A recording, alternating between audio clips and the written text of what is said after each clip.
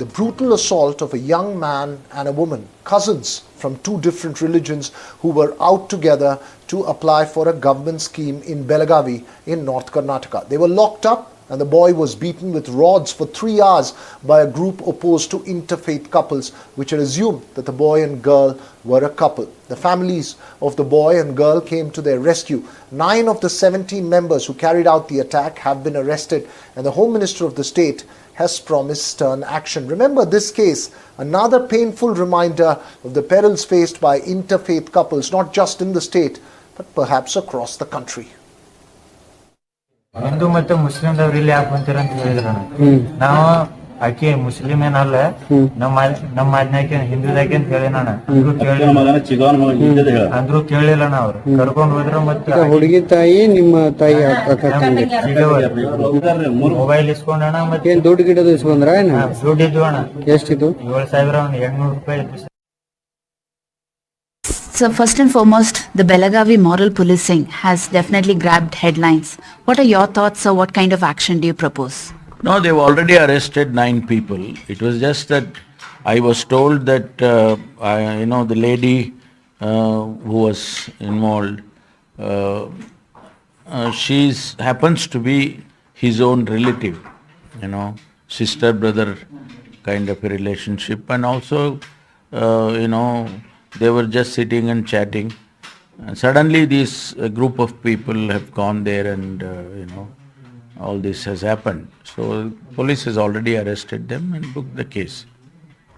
So there are many such things that come to light, especially terming the minority section as jihadis and things like that. So how do you propose to tackle these kind of problems that keep emerging time and again? No, we handle case by case. This is not a drive kind of a thing, and this doesn't happen always. Whenever it happens, the police will definitely take action accordingly. Each case is different. Sometimes youngsters are involved, some elders are involved, sometimes family members are involved. We can't really predict, something like this. Generally, when it comes to interreligious marriage, especially between two communities like the ones mentioned here, there is always a growing tension before you declare your love for each other. So, how can this kind of a sentiment be addressed? No, it is a social problem.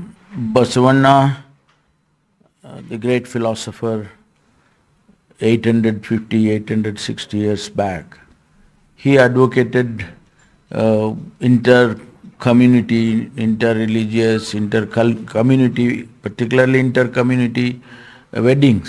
Why did he do that? Because he wanted to kind of bring about a casteless society. As a social problem, this has to be resolved, slowly. And I think with the passage of time, all these things will get resolved. Yesterday there was a moral policing incident that happened in Belagavi, where 2 of them who were siblings were attacked. See, basically they should not take any law into the hand. They should inform the concerned authority, or they should call the concerned authority, or take them to the concerned station. If they have got any apprehension or any doubts about the intention, let them be inquired by the concerned authorities. We should not take law into the hand. Innocent people will suffer unnecessarily. We should not, anywhere for that matter, we should get the law enforcing authority to do the needful. Remember, there are multiple dimensions to such attacks, irrespective of the religion that it comes from, usually on the basis of religion. Time and again, the perils of daring to have relationships, breaking barriers of faith. Joining me this evening, noted activist from Bengaluru, Brinda Adige. Also with us this evening, former IPS officer Bhaskar Rao, who's now with the BJP. Brinda, again, another example of, a couple, irrespective of the fact that this was actually cousins from the same family. I believe the girl's parents had an interfaith marriage, so she belongs to a different faith vis-a-vis the boy. They had just gone to apply for a government job. It's tragic that there are several cases that continue to come out, of such couples becoming targets. Yeah, you're right. I would not want to use the word tragic. I want to use the word impunity and criminal. How does it matter to anybody to which faith anyone chooses to belong to? How does it matter to a third party which God one prays to? What are the symbols that one wants to wear on their person? As long as those symbols are not disrespecting that religion or that community. Now, here it was simply because there were two people belonging to so called different religions that these people, absolute rowdies, took it upon themselves, vigilantes, that they can beat them up. Now, how did that come into their head that they can beat up somebody and they can go scot free? So, we also have to ask the state this question. Have they done or not done things that are supposed to have been done by law in the past? And that is why the impunity has increased among these fringe groups of people. And if at all a case is registered, now Dr. Parmeshwara said that these people have been arrested. Now it is not enough just to arrest them. What are the courts doing? We never hear of what has happened to a case of this nature. No logical conclusion brought to such cases. So the public never gets to hear were they penalized, were they punished as per law, and is that fear of law increasing?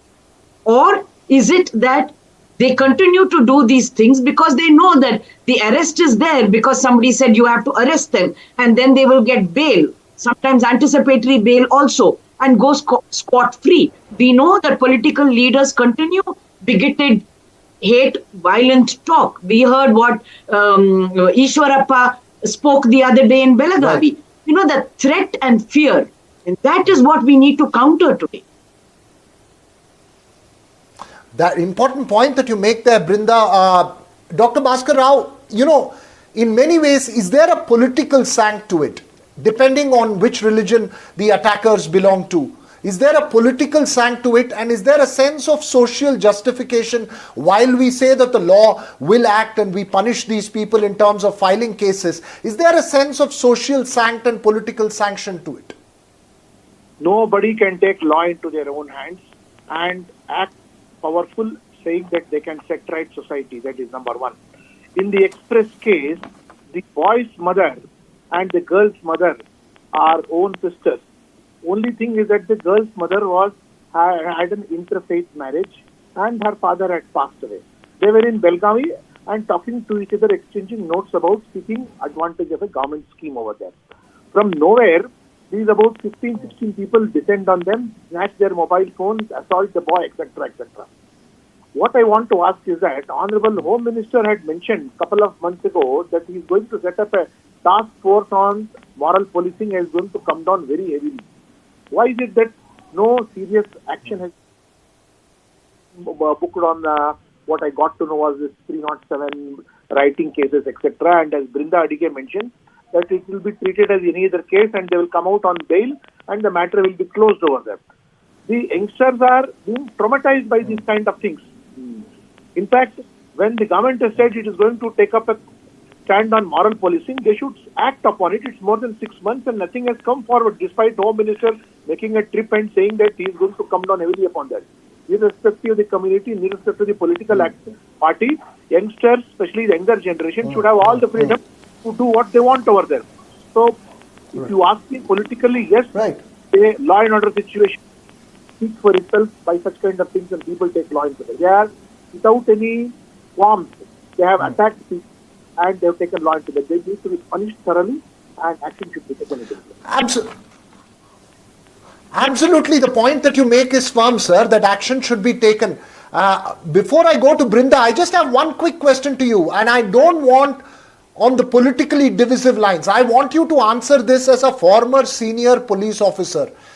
For the police, in a case of this nature, for the police in a case of this nature, how difficult is it to take action and ensure that it reaches the right culmination? Do we have example model cases which make sure that such actions don't happen? What is it that the police faces trouble on the ground on such cases? Been arrested, the local commissioner of police and his DCP and team should complete investigation in the shortest possible time, file a charge sheet and tell the court that let this be a case in which till the trial is over, the perpetrator should be behind bars. They should not be given bail. Otherwise, they are likely to